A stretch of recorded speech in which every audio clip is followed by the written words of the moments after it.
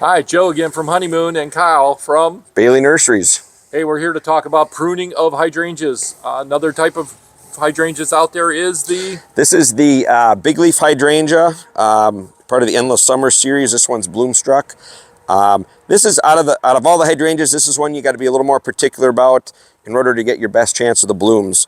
So this one, the best thing I tell people, let it go dormant through the winter. Come next spring, be patient. Let it wake up, let it start to green up, and then you're only trimming off what's dead. So you want a few leaves on it. So we're talking like maybe mid-April. You're probably sometimes even into May, depending on what our spring weather is. Right. And then you're only pruning off what stems didn't come back. So if you have a 12-inch stem, the top 6 inches is brown and dead, clip that off. The rest of it's going to flush out. Some people go through and take these almost all the way back to the ground, and you're getting rid of a lot of good chance of blooms for that next season. Oh, so okay. you would just be, going in there selectively, taking it back any to the branch top is of it. completely dead. So, Yep. so in spring, if you're seeing some growth on something, you're not going to touch it.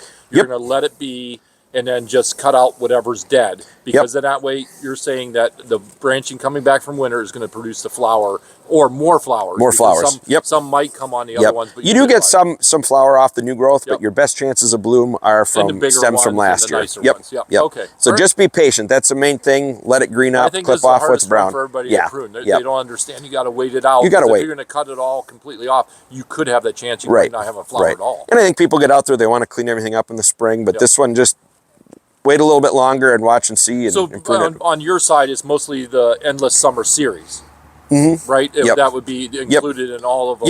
So Bloomstruck, Twist and Shout, Pop Star, Summer Crush, all those would be in that same category. Okay, great.